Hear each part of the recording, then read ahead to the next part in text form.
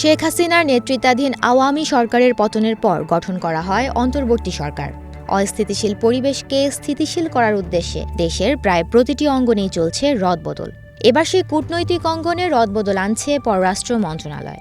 বিদেশে বাংলাদেশের কূটনৈতিক মিশনের ৭ রাষ্ট্রদূতকে দেশে ফেরার নির্দেশ দিয়েছে পররাষ্ট্র মন্ত্রণালয়।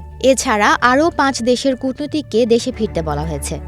১৪ আগস্ট পররাষ্ট্র মন্ত্রণালয়ের প্রশাসন অনুবিভাগের মহাপরিচালক ডিএম সালাহ উদ্দিন মাহমুদ প্রজ্ঞাপন দ্বারা এই নির্দেশনা দেন।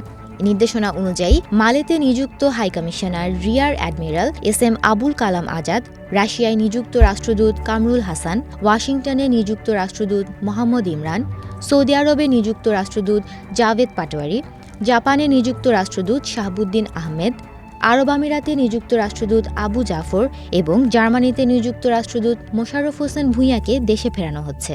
এছাড়া ওয়াশিংটনে নিযুক্ত প্রথম সচিব ওয়াহিদুজ্জামান নূর ও কাউন্সিলর আরিফা রহমান রুমা, কানাডার অটোয়ায় নিযুক্ত কাউন্সিলর অর্পণা রানী পাল ও কাউন্সিলর মোবাশ্বেরা ফারজানা মিথিলা এবং নিউ ইয়র্কে নিযুক্ত তৃতীয় সচিব আসিফউদ্দিন আহমেদকে দেশে ফেরানো হচ্ছে। পৃথক পৃথক প্রজ্ঞাপনে বলা হয় তাদের ঢাকায় পররাষ্ট্র মন্ত্রণালয়ের সদর দপ্তরে বদলি করা হয়েছে। এ কারণে তাদের বর্তমান দায়িত্বভার ত্যাগ করে অতি দ্রুত ঢাকায় আসার অনুরোধ জানানো হয়।